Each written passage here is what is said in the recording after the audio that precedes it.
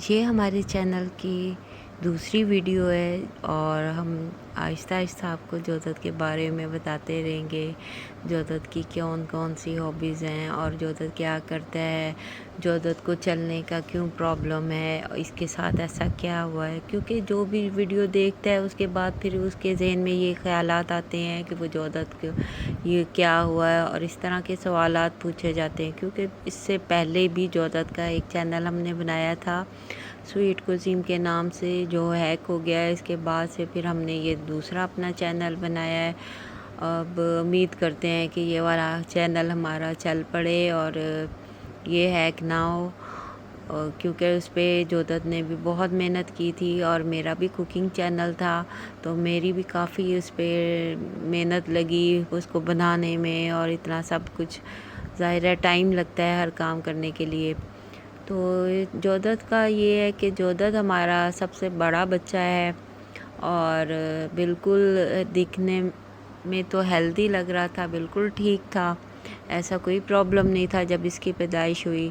لیکن پھر جیسے اس کی ایج بڑھتی گئی اور اس کے بعد جیسے اس کی ایج بڑھتی گئی اس کے بعد ہم نے دیکھا کہ یہ تھوڑا لیٹ گردن سنبھال رہا ہے، چلنے میں پرابلم آ رہی ہے، بولتا تھوڑا سلو ہے۔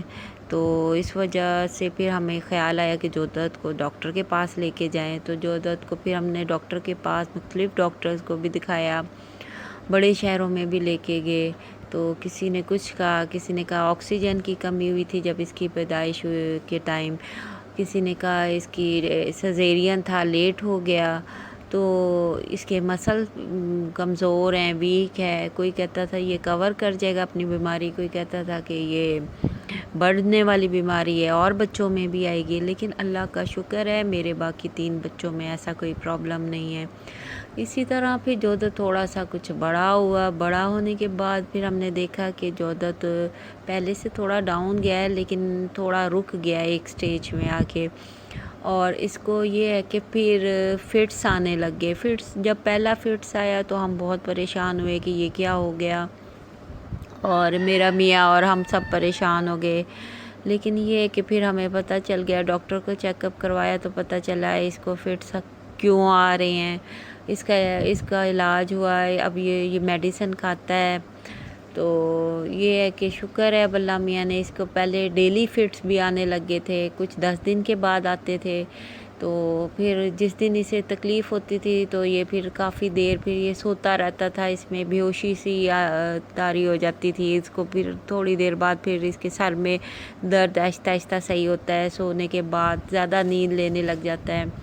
اور اسی طرح یہ ہے کہ وہ دن ہمارا پھر بہت عجیب سا پریشانی میں گزرتا تھا، جس دن جودت کو ایسے کوئی پرابلم ہوتا تھا یا فٹس آ جاتا تھا۔ تو اللہ کا شکر ہے پہلے سے بہتر ہے، بہت لوگوں سے بہتر ہے۔ ابھی میں نے یوٹیوب پہ اور بھی بہت سے اپنی جیسی ماؤں کے چینل دیکھے، ایک تو بہت مشہور ہیں، ان کا بھی بیٹے کو اب کچھ دن پہلے فٹس آئے ہیں، تو وہ بھی بہت بیچاری پریشان ہو رہی تھی۔ لیکن میں نے ان کو ایسا کوئی نہیں، ان کو کچھ نہ رائے دی نہ بتایا، میں نہیں چاہتی کہ وہ خود میرے بچے کا ہو سکتا اور مسئلہ ان کا، اور اللہ نہ کرے انہیں دوبارہ ان کے بچے کو فٹس آئیں۔ تو یہ ہے کہ ایسی ماؤں کو بہت بہادر مائیں، میں تو کہتی ہوں بہت ہمت والی مائیں کہتی ہوں، ماں باپ دونوں کو یہی بہت آزمائش ہوتی ہے، یہ بہت بڑی، اور بچے پہ تو گزر رہی ہوتی ہے۔ لیکن یہ ہے کہ میرا شکر ہے بچہ بات سمجھتا ہے، اس کو سمجھ ہے، بول سکتا ہے، بتا سکتا ہے۔ میں نے تو ایسی بھی مائیں دیکھی ہے جن کے بچے بول ہی نہیں سکتے، بتا ہی نہیں سکتے۔